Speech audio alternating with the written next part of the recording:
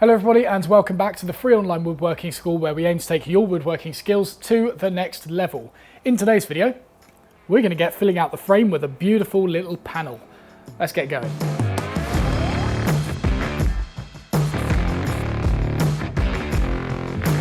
Right, so a couple of lessons ago I mentioned that I'd never actually made a raised frame and panel door before, and unfortunately I'm going to have to bottle it again this lesson because this bit of wood that I'm working with, I don't think it's going to work if I start doing a raised panel thing on it. If you just look at how stunning this material is on itself, doing anything more to it I think will just detract from what's going on here. What I'm saying is, it speaks for itself. It doesn't need any dressing up or anything. Saying that, however, we are going to need to implement some of the things that a frame and panel door does have with regards to, fitting it in the groove to start with, but also mainly to do with wood expansion and contraction, because we don't want this thing expanding and binding itself in the cabinet, or even worse, pushing this frame apart.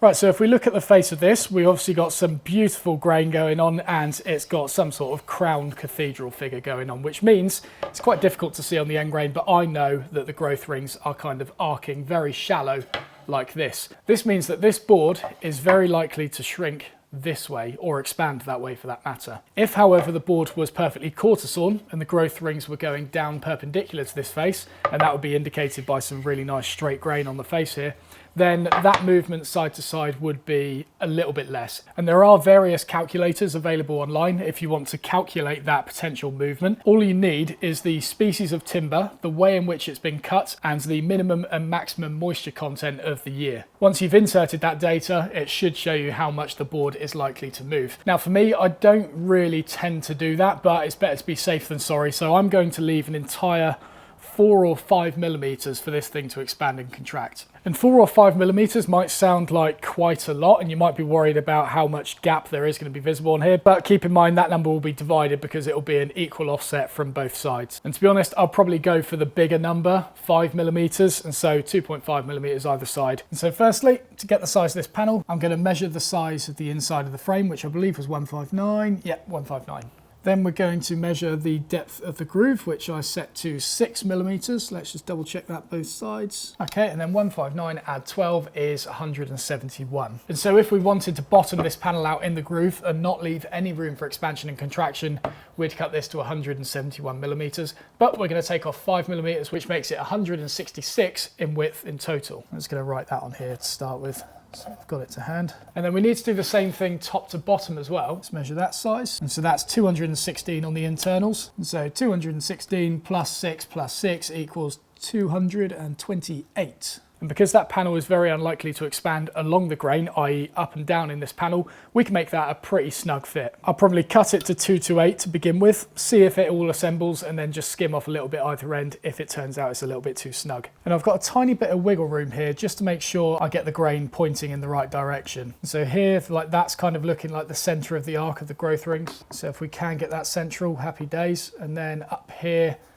that's kind of looking like the peak, so let's just eyeball that to be central as well. Yeah, it actually looks a little bit twisted like that, something like that perhaps. Just draw a very faint line inside.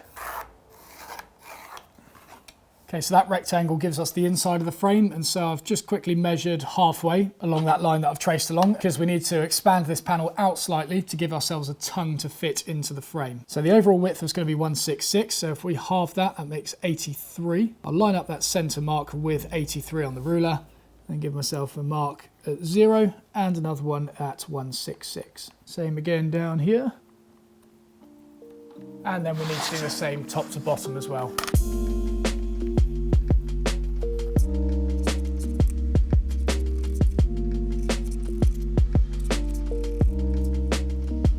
Okay, so now we've got the size of the internal panel and then the size of the tongue on the outside of it. So we can rough cut this panel to the exterior of that tongue, and then we'll start planing it back to size. And by the way, just a little side note with this, if you can't be bothered to do this whole tongue and groove thing and account for the expansion and contraction and all the other fun stuff that comes with it, you can just put a simple plywood panel in here. You could get some veneered plywood or MDF or whatever, and that stuff won't expand and contract, and you can literally just cut its size and chuck it straight in there. Even better, you could just do plywood and do some like wood burning pattern on it or something like that. I don't really know, but I'm trying to film this series to make it accessible to everyone and hopefully tend to everyone's design tastes somewhat. But if you feel that you want to do something completely wacky, do it. It's a great opportunity to do it within this door frame.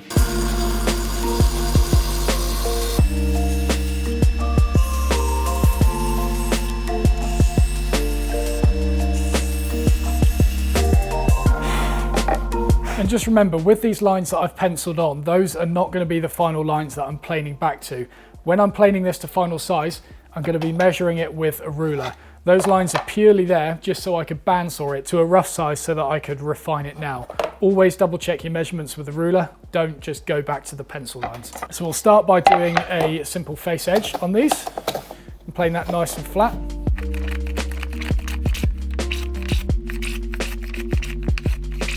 I'm doing this on a shooting board because I can't be bothered to try and plane it upright in the vise. The nice thing about a shooting board this large is you can use it for long grain and also end grain as well. So now we've got one flat straight edge. That becomes our face edge. And then all of our referencing is done off that. So we'll use it to square the end grain here, flip it over end to end, square off that end grain. And then after we've done that, we'll scratch it to a parallel size.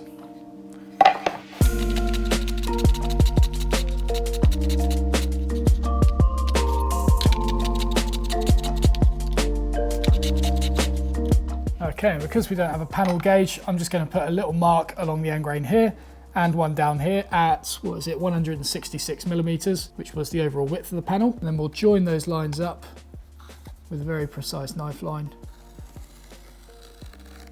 And then carefully plane back to that line. So I've got a little bit more to take off here than I do down here. So I'll just do a few shavings there to start with. And then as it begins to look even, that's where we start doing the long strokes. Right, so that is now sized. The next bit is going to be a little bit confusing. Try and stay with me here. So if we weren't accounting for expansion and contraction and we were trying to make this tongue bottom out in all of the grooves, we would have a 6mm tongue on all four sides. And that's true for the top and bottom because this panel's not going to shrink top to bottom. It is, however, going to expand widthways. So we took off 5mm. 2.5mm either side, if you want to simplify it. But because we've now taken 2.5 off either side, it means it's only going into the slots 3.5mm. So the reason I'm bringing this up is because the next part we're going to be doing is scratching a shoulder round here for the tongue. And what you don't want to do is scratch the shoulder to 3.5mm and then the top here for 6. Yes, it will fit perfectly within the panel. You won't have any gaps around the outside, but that's exactly the problem. There will be no room for expansion because it won't be the ends of the tongues restricting it. It will then be the shoulders of the actual panel itself that will be restricted by the frame and will be unable to expand. And so what we really need to do is create a 6mm tongue around all four sides. That will create a 2.5mm gap between the shoulder and the inside of the frame on the sides, but that room is going to be for expansion. Now, if you look at that, it's going to be a little bit weird because there'll only be gaps on the side, but there'll be nothing on the top and bottom. So actually, instead of going in 6mm from the top and bottom, we need to go in 8.5mm and create a fake expansion gap, or should I say a shadow gap, that creates an even black line around the outside of this panel and makes it look intentional, even, whatever. Confusing, hey? Yeah, so we'll start by getting the marking gauge set to 6mm, and we're going to scratch that up both long sides of the panel on both faces. And then we'll reset it to 8.5 for the top and bottom. Once again, scratching this round both faces of both sides, or both ends for that matter. And what you should be able to do from there is lay the frame on top of the panel and get an even offset to that line around all four edges. Hopefully you can see it there. I know it's a little bit dark, but that offset should be exactly the same. Now, if that alignment is way off, let's say anything more than 1mm, then you probably want to check your measurements again. Check that panel square, check the offsets the same, double check the internal dimensions of the frame, because chances are you got something slightly wrong there. If it's less than 0.5 millimeter out of line, then you can probably just shoulder plane or adjust the tongues after they've been cut, and you'll be able to even up that gap ever so slightly, not to mention put a very subtle chamfer on the front shoulder, and that will also help disguise any misalignment. And so the next one's fairly simple. We need to get the thickness of the tongue in order to fit into the 6 millimeter groove. This one's fairly simple. I machined this down to 12 millimeters, and that tongue is 6 millimeters wide. So we got to come in 3 millimeters from either side if we want that panel to be central. You could of course offset it if you want to, but in this case I'm just going to get it central.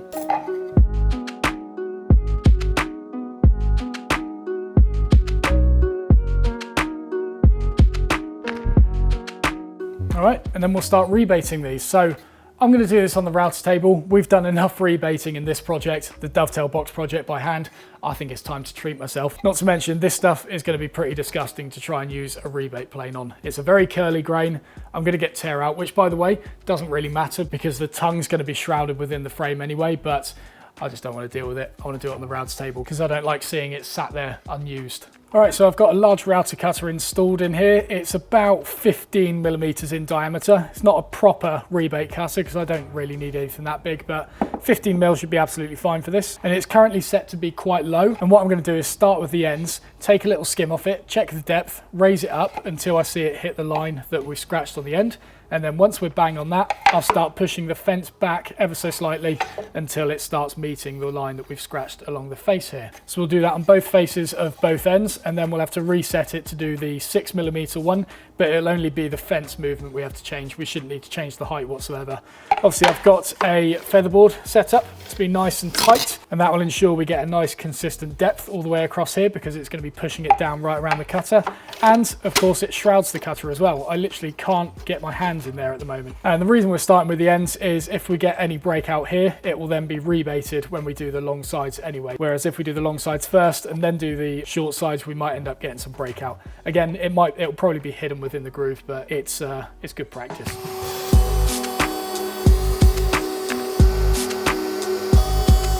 A little bit too snug, so we've got to raise that cutter even more.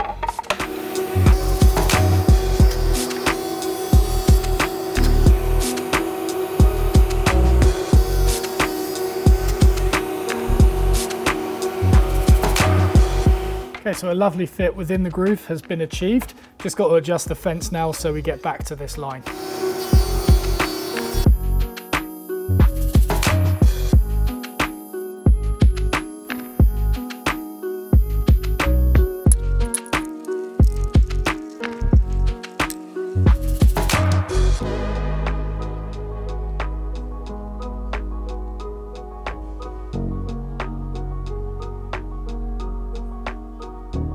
Okay, so I've accounted for a lot of expansion and contraction on this, thus that gap is quite large, but at least it's even.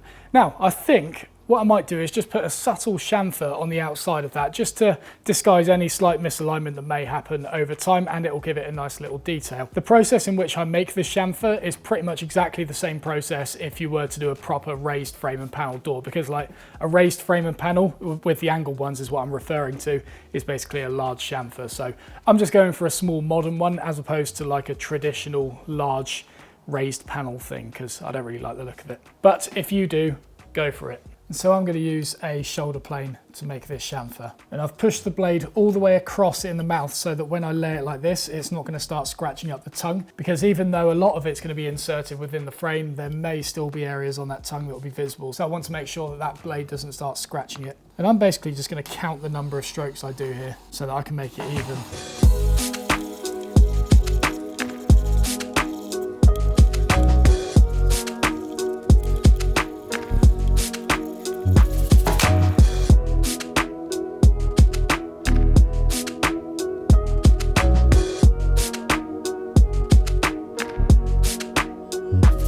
Right, there you go, one frame and panel door complete.